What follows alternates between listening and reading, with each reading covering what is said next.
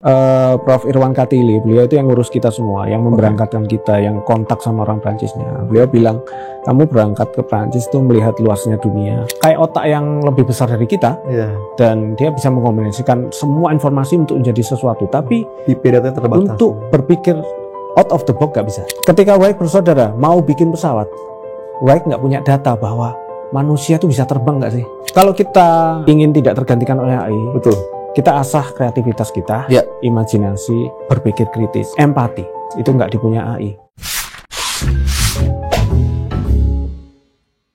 Halo semuanya, kembali lagi bersama saya Tara di The Cicak Talk. Dan hari ini kita kedatangan tamu spesial banget, ya, tamu dari Politeknik Negeri Batam.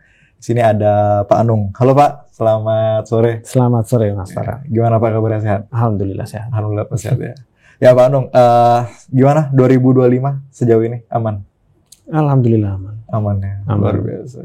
Nah mungkin yang belum tahu teman-teman ya, Pak Anung merupakan tim pengajar juga dari Politeknik Batam Pak ya? Iya. Oke, dari jurusan apa Pak? Jurusan Teknik Informatika. Jurusan Teknik Informatika. Dan saat ini juga mengajar ke Magister Pak ya? Di Magister ya, S2 Teknik Komputer. S2 Teknik Komputer ya, oke, luar biasa. Dan sebelum kita jauh Pak Anung ya, kita sedikit pengen tahu nih background Pak Anung, dulu lahir di mana, kecilnya seperti apa, mungkin boleh diceritakan sedikit. Oke, saya lahir di kota Malang, Jawa Timur. Oh Malang. Ya, Malang, Jawa Timur. Dari SD sampai SMA saya di Malang. Oke. Kemudian saya kuliah di Bandung. Di Bandung? Iya. Jurusan apa? Saya jurusan matematika. Oh, matematika. Oke. Sering remet saya dulu. Matematika. Ya, matematika. Kemudian selepas dari Bandung saya ke Batam. Oh, lulus S1 saya langsung ke Batam. Oke. Sekitar akhir 2006 ya. 2006. Langsung ngajar di sini. Langsung ngajar ini. Waktu itu masih sepi Poltek. Kenapa Pak ngambil jurusan matematika itu? Ya. What's the behind story of the math? Gitu. Sebenarnya nggak ada alasan khusus. Cuman waktu SMA nilai yang paling bagus itu. Luar biasa. Karena saya pengen ngambil elektro kayak gitu ya. Lihat yang kayaknya menarik elektro nih. Informatika. Sebenarnya saya ada pilihan informatika dan matematika, tapi kecantolnya di matematika. Kecantolnya di matematika. Karena ya jadi pilihan kedua sih sebenarnya. Cuman ternyata alhamdulillahnya banyak positifnya yang saya dapat di jurusan itu. Banyak positifnya. Salah satunya apa tuh?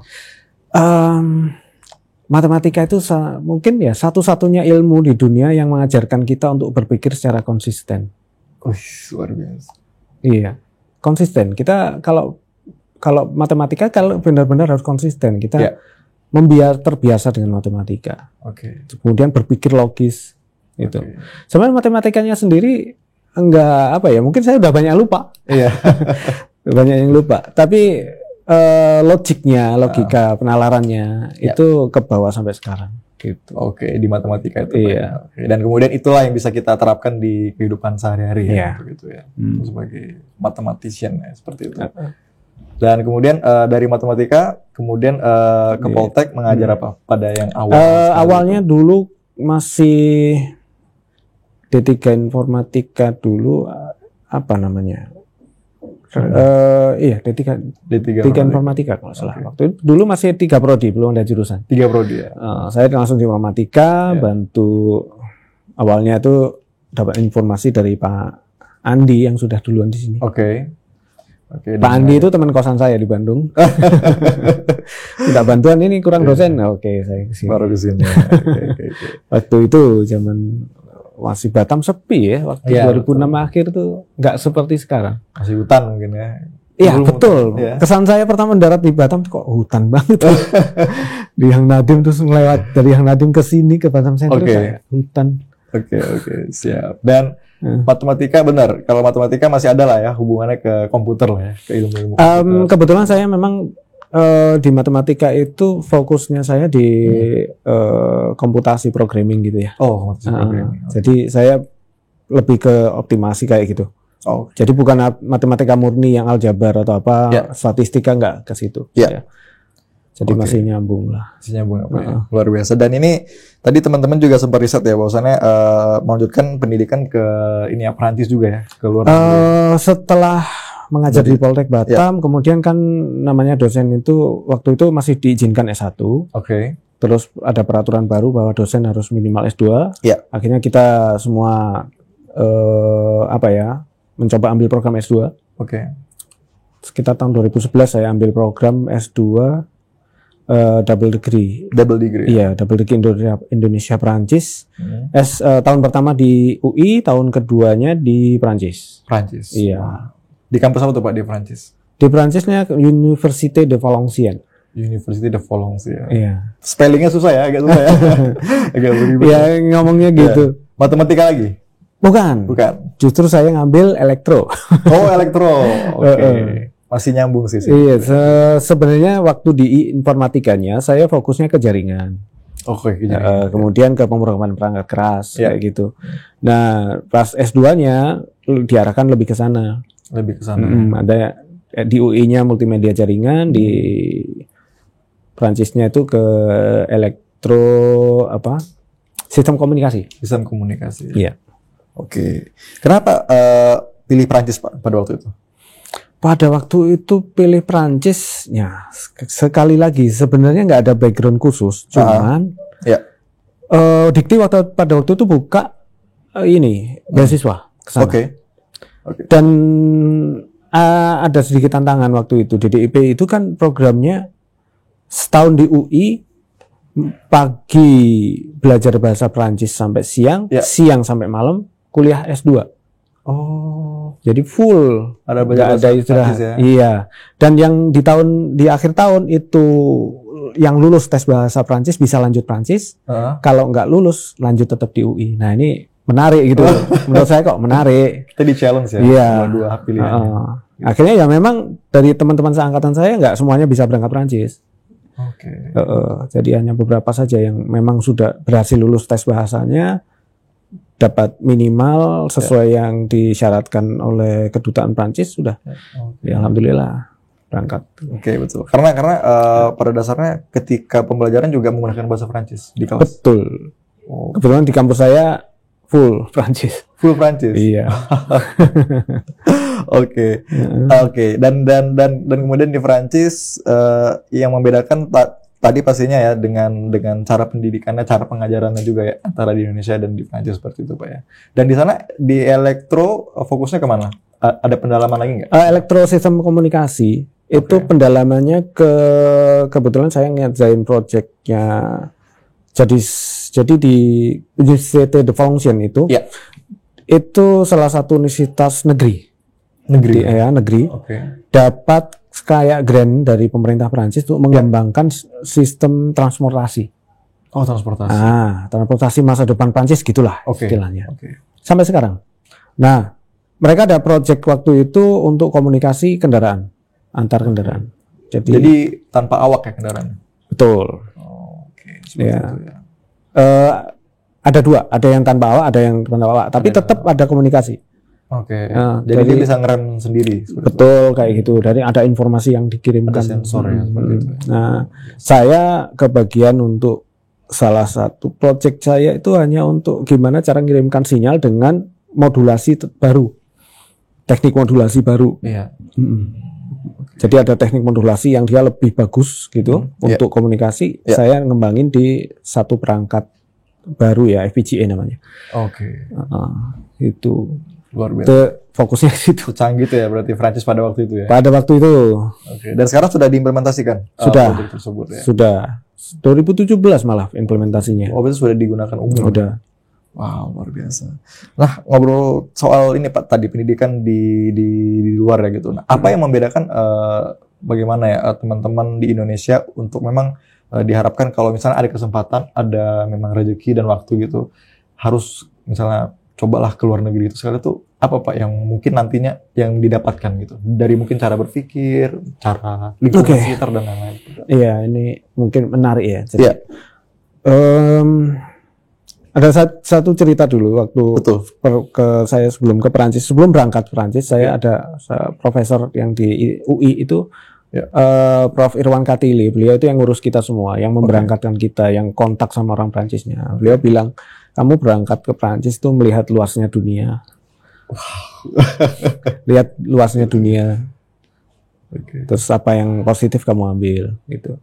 Nah, saya melihat kulturnya orang Prancis tuh ada negatif positif ya pasti. Nah, tapi mungkin saya akan bahas positifnya aja untuk diambil sebagai pelajaran. Buat teman-teman di rumah. Meskipun negatifnya banyak juga. Banyak juga. Tipikal orang Eropa lah ya. Iya, betul. Nah, tapi ya positifnya orang Prancis itu anak mudanya itu kalau udah umur 18 tahun itu harus keluar rumah. Keluar dari rumah. Meskipun satu kota. Sama orang tua walaupun satu kota keluar rumah. Iya. Harus tinggal di luar rumah orang tuanya.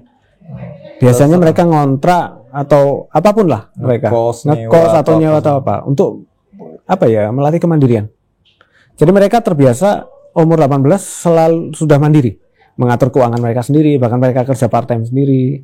Kayak gitu. Jadi kayak aneh kalau ada anak Perancis umur 18 itu masih tinggal sama orang tua, itu aneh. Aneh. Iya. Mungkin di sini ya yang tabu ya kayak bukan tabu sih ya, pakai aneh lah. Masih kecil sih 18 tahun di Indonesia ya. Di sana udah itu kayak peraturan nggak tertulis lah. Kebiasaan mandiri itu sudah ada. Kemudian mereka itu ada kritis ya. Betul. Sangat kritis mereka. Ya. Kritis sampai budaya debat itu kayak udah makanan. Kalau sama orang Prancis seneng banget debat. Tapi debatnya pakai bahasa Prancis ya. Iya betul. Mereka nggak bisa bahasa Inggris. Kalau diajak bahasa Inggris mereka nyerah, mending pergi. Bahasa Inggris tidak sepenting itu di sana. Nggak penting. Nggak penting. Iya. Tapi banyak lah yang saya pastikan nggak penting karena saya merasakan sendiri. Sekarang mulai banyak yang bahasa Inggris, tapi tetap aja mereka kesulitan ya. Melihat tadi menarik ya sedikit budaya demo tadi ya, budaya dia menyuarakan ya gitu. Dan budaya-budaya tersebut juga apakah diterapkan di dalam kelas, di dalam pembelajaran mungkin ketika dosen menjelaskan, mereka juga aktif di seperti itu. Jadi sudah biasa mereka itu di kelas debat dosen. Sudah biasa debat. Sudah biasa. Dosennya debat itu udah biasa. Dan dosennya nggak masalah. Nggak akhirnya siri kasih nilai jelek, enggak. Sangat objektif ya melihat. Betul. Dilihat alasannya dulu debatnya. Biasanya mereka udah belajar dulu. Mereka udah belajar dulu, mereka udah dapat info, apalagi sekarang informasi terbuka lebar.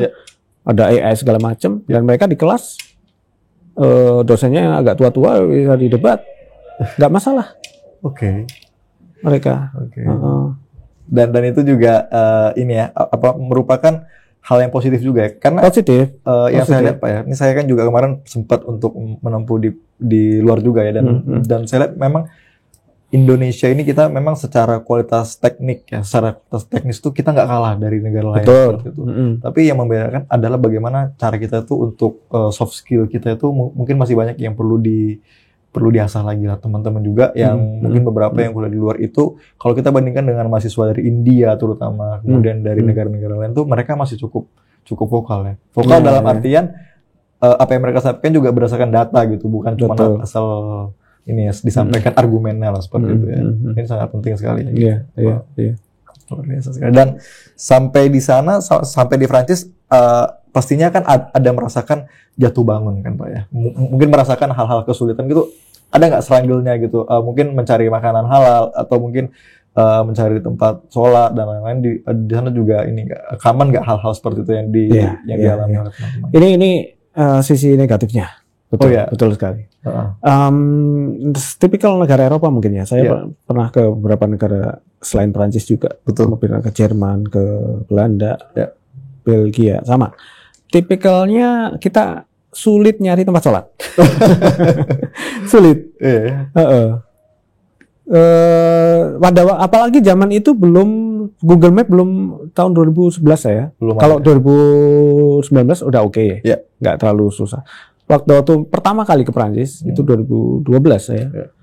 Itu kan Google Map nggak begitu canggih sekarang. Cari masjid gitu. Nggak ada, susah. Jadi ya pernah sholat di jalan. Di jalan? Iya, nyari tempat yang sepi, nggak ada orang, terus di gang. Bawa apa? Orang gitu ya. Sajadah portable itu. Portable ya. Sholat di situ. Luar biasa. Akan repot kalau musim dingin karena jarak duhur, asar itu dekat. Ya.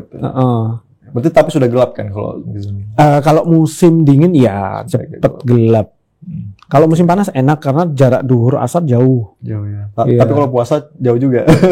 Kebetulan saya puasa dapat musim panas semua. Musim panas semua. Lumayan. Oke, luar biasa. Jadi itulah banyak makanan nggak masalah. Makanan halal sangat banyak. Oke. Di rumah makan Pakistan atau India? Bukan. Gitu? Dia rumah makan Maroko. Oh, Maroko. Ya, karena banyak orang Maroko Aljazair kan di betul. sana. Ya, rumah makan Aljazair Maroko itu banyak tersebar di mana-mana. Oke. Jadi alhamdulillahnya sih makanan halal itu, dan kita tahu pasti halal gitu loh. Oke. Bahkan mungkin kalau dibanding di Indonesia sama di Prancis, saya tuh maka kadang-kadang saya berpikir lebih safe di Prancis karena jelas. Yang halal tuh ada labelnya kan. Iya betul. Karena ada ini ya. Mopok atau apa ya? Gitu. Halal memang iya, halal ya? ada sertifikat halalnya. Oke. Di supermarket kayak Carrefour itu jelas gitu. Jelas ya. But halal, terus dia ada sertifikat halal, jelas. Dan kita lebih trust lah ya dengan itu. Iya. Dengan kondisi itu ya. Wow, luar biasa. Dan kemudian pada waktu itu lanjut lagi S3 apa pulang dulu? Pulang dulu ke Indonesia setelah tamat. Setelah menyelesaikan S2 di sana 2013 saya balik lagi ke sini ngajar sampai 2019 ada kesempatan beasiswa lagi dari Dikti. Saya ambil, alhamdulillah lolos dan saya S3 akhir 2019. Akhir 2019. Ya. Jadi sempat COVID dong di sana ya? Oh iya, betul. Saya termasuk generasi COVID. Kuliah COVID. Online juga? Iya. Oke. Selama berapa bulan saya online dengan profesor saya itu. Padahal kita deket, maksudnya rumah saya dengan kampus tuh nggak jauh. Betul. Tapi nggak bisa, kampus ditutup. Oke. Bulan apa ya? 2020 sekitar Maret April gitu. Maret April. 2 kali. Jadi ada lockdownnya 2 kali Prancis. Oke. Dan apa yang membedakan suasana COVID di Prancis dan di Indo? Atau orang mungkin masih aware dengan masker? Saya kebetulan nggak merasakan suasana COVID di Indo ya. Oh ya betul. Tapi di Prancis itu suasana COVID-nya agak mencekam. Kenapa? Karena ada jam malam. Oh, ada jam malam. Ada jam malam. Kita jam 6 sore udah nggak boleh keluar rumah. Di patroli berarti ya? Patroli. Oke. Polisi patroli.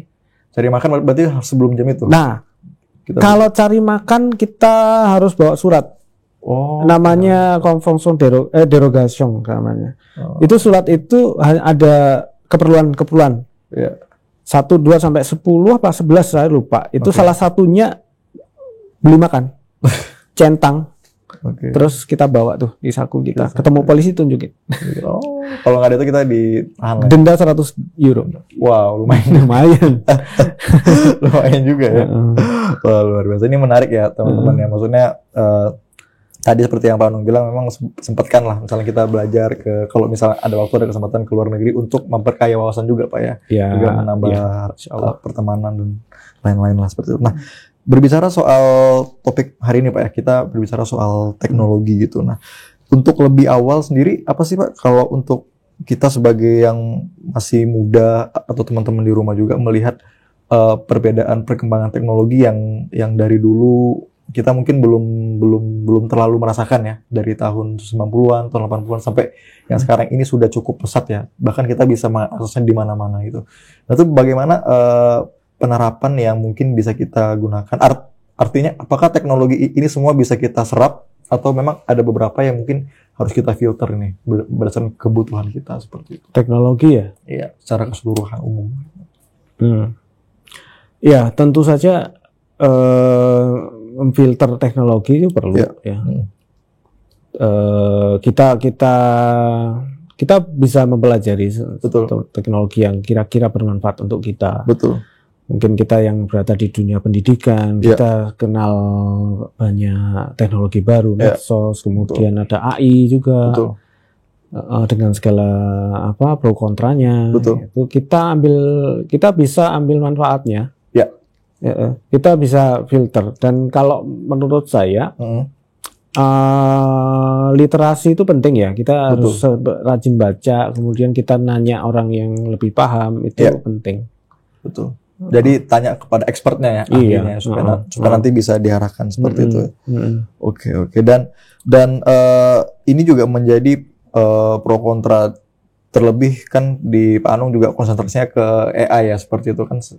Memang AI kan sekarang udah banyak sekali berkembang ya, dari yang berupa teks, berupa audio, berupa gambar. Seperti itu ya. Dan AI ini sebetulnya seperti dua mata pisau ya Pak Anung ya. Bisa kita manfaatkan untuk hal yang baik atau mungkin hal-hal yang mungkin kurang baik. Itu menurut Pak Anung sendiri bagaimana pandangannya?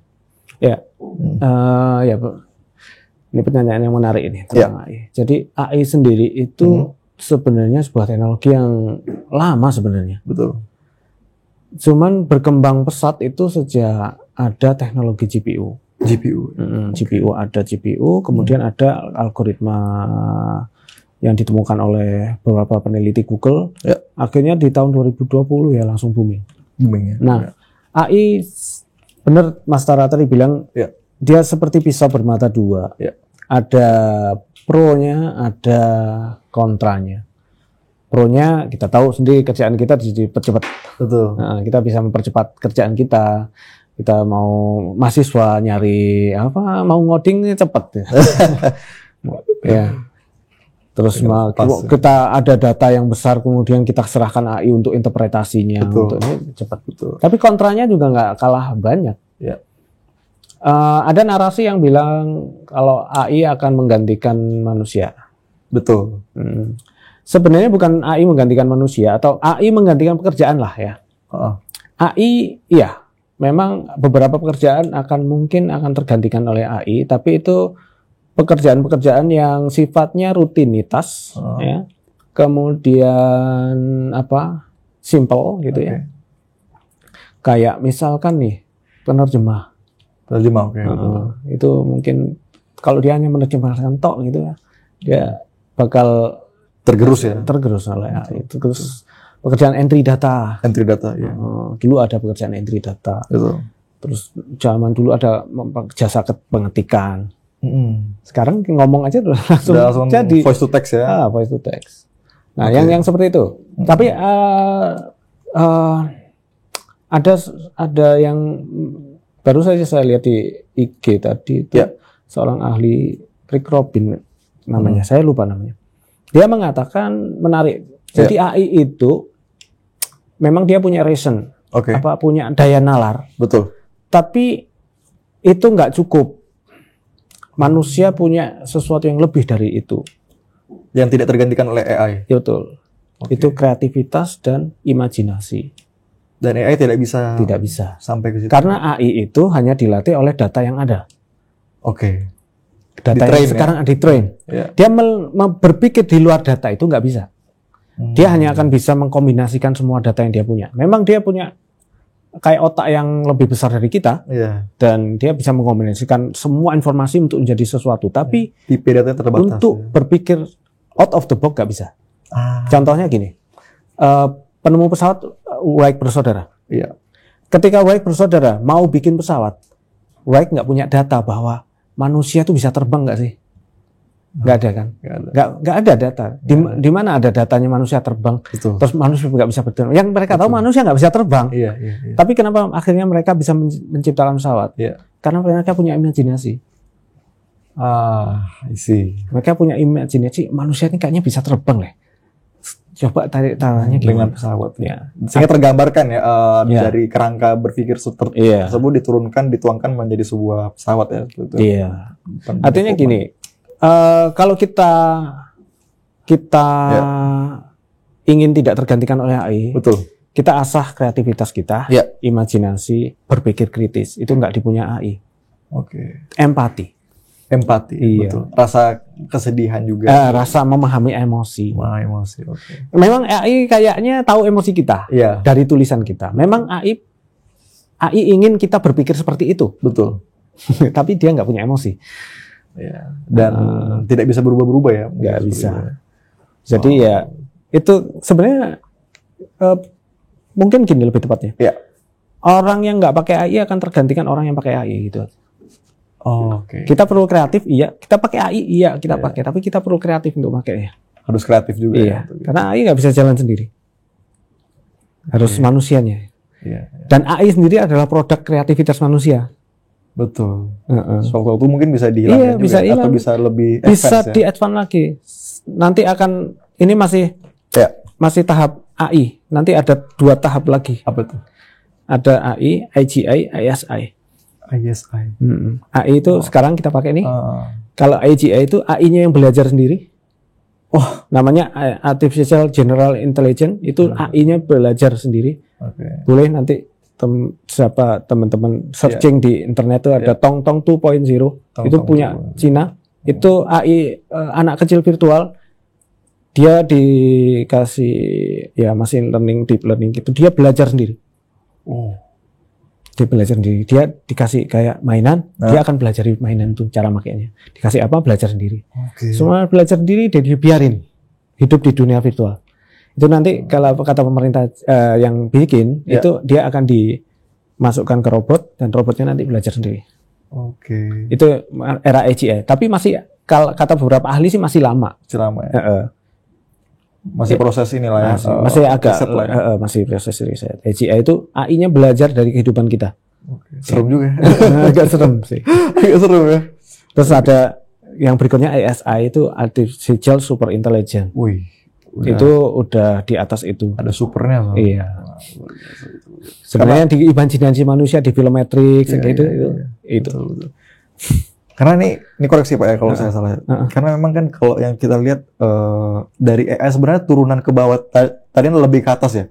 Kalau ke bawahnya kan ada AI, ada machine learning ya. Kemudian ada deep learning lagi yang mana kan diturunkan ke CNN, RNN, ANN yang seperti itu ya. Dan ini di deep learning-nya saja ya, kalau yang saya lihat ya, itu sudah root ya, sudah banyak sekali data-data yang diolah, yang di-train ya, kemudian dapat akurasi seberapa persen seperti itu. Apalagi yang makin naik ke atas ya, berarti makin advance tuh berarti data-data juga makin banyak yang di-train ya.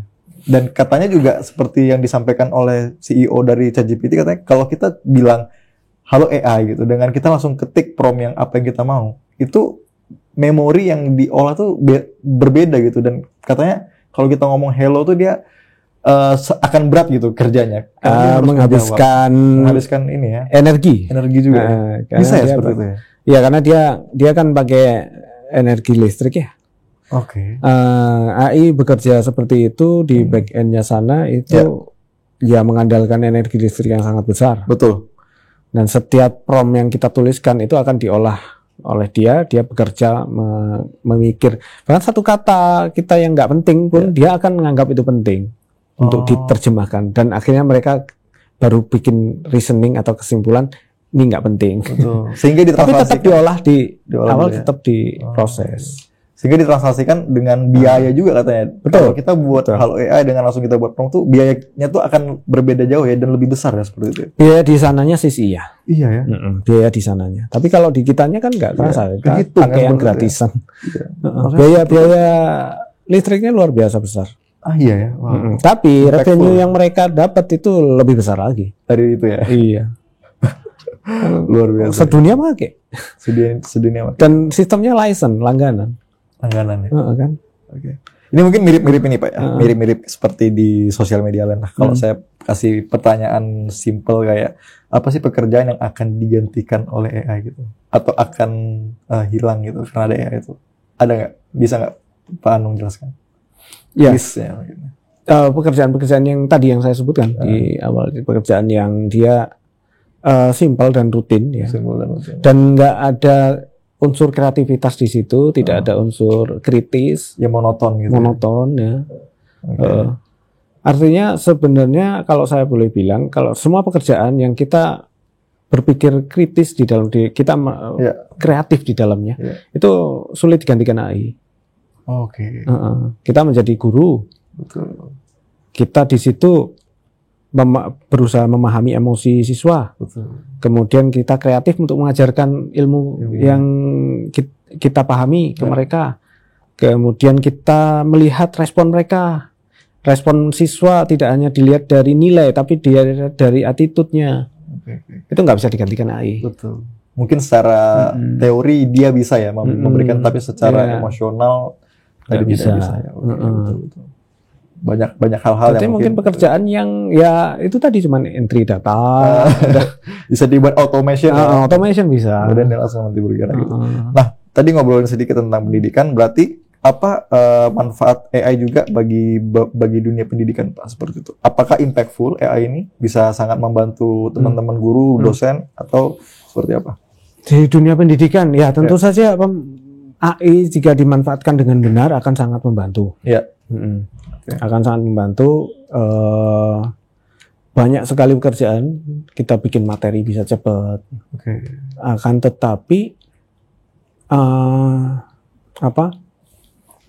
baru tadi pagi saya baca MIT bikin riset tentang orang yang terbiasa menggunakan prompt. Itu pekerjaannya terselesaikan 60% lebih cepat. Tapi kemampuan otaknya turun 30%. Yes. Kemampuan untuk literasinya, untuk memahami apa tadi yang saya tulis, mungkin buat esai. Nah, itu MIT baru aja ngeluarin penelitiannya itu. Artinya ya ini apa ya, drawback ya. Di dunia pendidikan AI bisa sangat bermanfaat, bisa untuk siswa, untuk guru, dosen. Tapi usahakan untuk belajar, jangan untuk mencari celah. Misalkan tugas, tapi tugasnya serahkan ke AI, tapi nggak mau dibaca. Langsung yang penting selesai ya gitu ya. Padahal itu sebenarnya dengan adanya AI itu kesempatan kita untuk belajar lebih cepat. Iya, betul. Daripada kita nyari-nyari di Google, agak lama. AI lebih cepat. Betul. Nah, dalam waktu cepat itu kita untuk pesan untuk mahasiswa-siswa itu dibaca itu yang meskipun tulisan AI panjang lebar kadang bertele-tele. Betul. Kita bisa prompt kita bisa kita diusahakan, bisa kita setting misalkan jawab dengan singkat gitu misalnya. Dia akan jawab singkat. Beberapa kata yang lebih point saja gitu misalnya. Jelaskan saya dengan ini to point saja. Nanti dia akan. Nah, dari situ kita bisa pakai untuk belajar lebih cepat. Betul. Baik untuk guru, dosen, mahasiswa. Itu sih kalau menurut saya. Dan mungkin yang paling ini juga advance seperti image recognition ya. Dia mungkin mengolah muka atau gambar wajah dengan sangat detail ya. Lagu juga dia bisa bikin lagu seperti itu. Image recognition ini agak sensitif juga karena bisa disalahgunakan. Bisa disalahgunakan untuk berbuat kejahatan gitu ya. Saya sendiri agak takut juga dengan perkembangan generation image image and video. Kayak VO3-nya Google itu udah bisa sama suara kan? Iya, betul. Udah luar biasa. Yang seharusnya para pengembang AI itu bikin watermark harusnya. Seperti harusnya apa? Kalau saya, itu harus ada kayak watermark bahwa ini AI gitu loh. Harusnya gitu. Tapi meskipun seperti itu, kita sekarang masih bisa melihat bedanya ya. Buatan AI sama enggak. Tapi kita nggak tahu 5 tahun lagi. Sudah menyatu ya. Nanti kita nggak tahu semakin advance. 5 tahun sekarang lagi. Juga mungkin kayak WA sudah ada meta ya di situ ya. Ada meta. Kita bisa mention dia dan dia muncul di WA. Luar biasa sekali Pak. Dan dengar-dengar Pak di Poltek juga akan ini ya, ada pembukaan magister baru. Atau sudah buka? Sudah buka ya. Sudah buka. Yes. Namanya apa tuh, jurusan apa? Magister Teknik Komputer. Teknik komputer. Dia sebenarnya disiplin ilmunya gabungan antara elektro dan informatika. gabungan elektro dan informatika. Disiplin ilmunya ya, kalau dari kurikulumnya. Dari kurikulumnya. Gitu. Meskipun dia home base-nya masih masuk di teknik jurusan teknik informatika. Jurusan teknik informatika ya. Cuman dosen-dosennya juga kita ambil dari elektro. Dari elektro ya. Dari elektro informatika gabung. Oke, karena ada beberapa subtopik yang memang bisa di cover ya dengan Betul. elektro dan informatika. Iya, ya, seperti itu. karena fokusnya lebih ke embedded system. Oh, embedded system. Iya. Oke. Embedded system termasuk di dalamnya ya IoT. IoT. Gitu. Oke. Saat ini mahasiswanya sudah banyak atau masih? Baru satu angkatan, Oke. sekitar 14 orang ya. 14 orang. Luar biasa. Jadi sekarang sudah semester 2. Semester 2. Jalan semester 2. Oke, dengan background yang bermacam-macam ya? Iya, Ada betul. government, Kebetulan ada swasta. rata-rata semua sudah bekerja. Bekerja, ya. Bukan rata-rata, semuanya udah bekerja. Para pekerja, makanya kelas S2 kita malam. Malam ya? Oke. Barangkali kenapa Pak, ada profesional mungkin yang masih mau untuk menempuh S2 tuh sebenarnya kalau dari Pak Anung melihatnya tuh apa yang mereka butuhkan? Harus ngambil S2? Pertama, kalau saya melihat motivasi mereka, ya kebanyakan mereka ingin nambah ilmu ya. Mengambil. Oke. Kemudian mereka mungkin memang namanya pembelajaran ya, belajar sepanjang hayat itu. Oke. Mungkin mereka juga butuh ilmu baru untuk mengembangkan apa yang sudah mereka kerjakan di tempat kerja. Apalagi ada beberapa yang sudah ada 2 orang kalau nggak salah 2 punya perusahaan sendiri. Oke. Itu mereka ya banyak diskusi lah dengan Banyak kita. diskusi. Oke, jadi banyak opportunity yang mungkin nanti muncul ya. Gitu, ya. Wow, luar biasa. Dan saat ini sudah mulai pembukaan atau masih sudah dibuka. Sudah dibuka ya, jurusannya. Nanti teman-teman bisa lihat ya di linknya. Bisa. Nanti kita cantumkan. Terima kasih Pak untuk ini informasinya. Dan terakhir Pak Anung, barangkali nanti teman-teman di rumah, anak-anak muda yang biasalah kalau umur-umur 20-an itu galau-galau untuk menentukan passion, mungkin lebih kepada saya tuh pengen ngambil jurusan apa, sesederhana itu mungkin mereka juga masih berpikir tuh bagaimana Pak cara facing with that condition seperti itu, menghadapi kondisi seperti itu. Ini yang mau kuliah ya? Ya, buat yang mau kuliah mungkin. Mau kuliah ya. Secara umum lah. Yang penting itu kalau saya ya seneng dulu. Seneng dulu. Seneng nggak dengan bidang itu. Jangan memaksakan diri, misalkan dia masuk rekayasa keamanan cyber karena disuruh orang tua, disuruh kakak, tapi passion dia lebih ke animasi misalkan.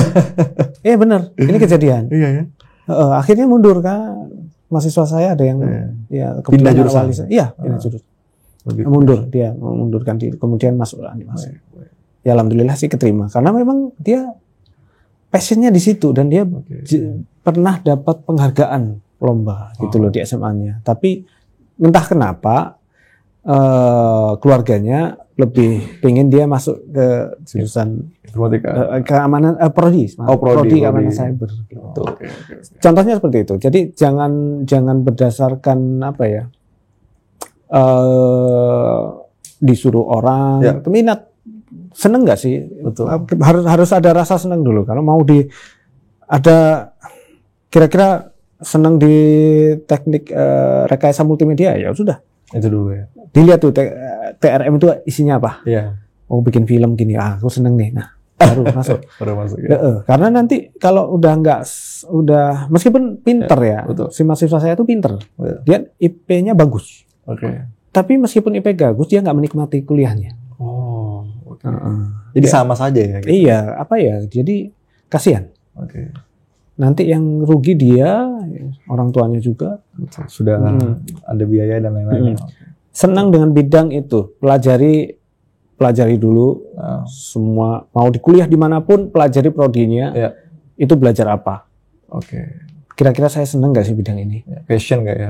Suka nggak itu? Kedua, baru nanti pikirkan kira-kira karirnya mau kemana. Luar biasa.